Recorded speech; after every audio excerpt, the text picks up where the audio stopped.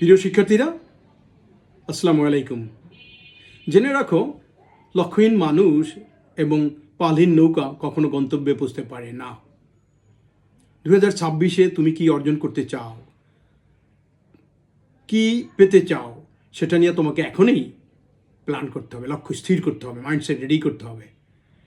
এটা নিয়ে অতিরিক্ত চিন্তাভাবনা, অন্যদিকে চিন্তাভাবনা করলে তুমি সফল হতে পারবে না।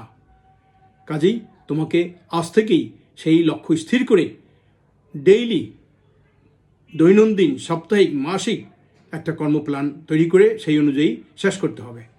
তোমার কারিকুলামটাকে, কোর্সটাকে ছোট ছোট ভাগে ভাগ করিয়া যে এটা আমি এই সপ্তাহে শেষ করব, এইটা এই মাসে শেষ করব, এইভাবে সেই তালিকাটা তুমি তোমার পড়ার টেবিলের পাশে ওয়ালে লাগিয়ে রাখো এবং সেইভাবে তুমি করতে থাকো।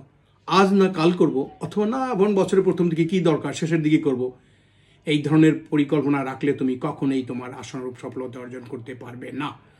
আমি চাই তোমাদেরকে চরম উৎকর্ষ দিতে, তোমার সফলতায় সর্বোচ্চ সফলতা অর্জন করাতে। আমি ডেডিকেট করতে চাই তোমাদের জন্য। তোমরা কেন করবে না এটা? তোমাকে ভালোভাবে সফল হওয়ার জন্য তাই করতে হবে। আমি আর আমার কথা বাড়াবো না এখন। সেই অনুযায়ী তোমরা কাজ করবে। আমি তোমাদের কমেন্ট এবং প্রশ্নের উত্তর আশায় থাকবো। তোমরা আমাকে কমেন্ট করবে এবং প্রশ্ন করবে কোনো কিছু জানার থাকলে। আমি আমার বক্তব্য শেষ করছি। আল্লাহ হাফেজ।